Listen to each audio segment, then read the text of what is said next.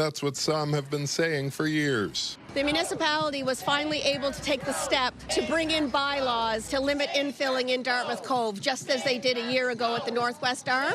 And that's a really big thing for us. That happened officially last month, but later in October, Transport Canada issued an amended approval for infilling work in Dartmouth Cove. Worry reignited 2 weeks ago when the Premier responded to the city's restrictions. There's a lot of thought that the motion itself is ambiguous.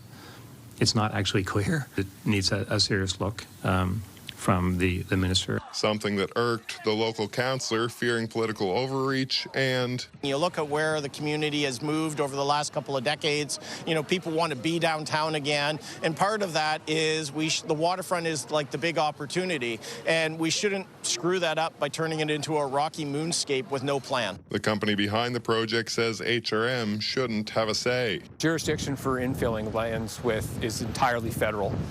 There's no recognition for municipal involvement in that permitting process. Atlantic Road Construction and Paving says environmental concerns are a moot point. We've met with as many people as we can to explain the issue with the pyritic slate, the horrendous environmental record that exists in Dartmouth Cove, and how our project's going to redevelop the fisheries habitat, cap the contamination, and have less exposure to deadly heavy metals and carcinogens that exist in the cove right now. As for people looking at the Northwest Arm, which Halifax's restrictions went unopposed, the company says that's a recreational body of water, and Dartmouth Cove is part of the working harbour. Dartmouth Cove is a very important part of our coast that's used for active transportation, for recreation, and that, private sector friend of Tim Houston's wants to turn into a dump. In response to those concerns, he points to King's Wharf as a nearby example where infill has been a success.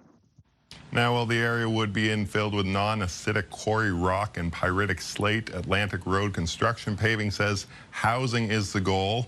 As for the province's review, a deadline for its decision to potentially overturn Halifax Council's motion is just over 2 weeks away, due November 28th. Todd. All right, a messy one. Callum in the newsroom, thank you tonight.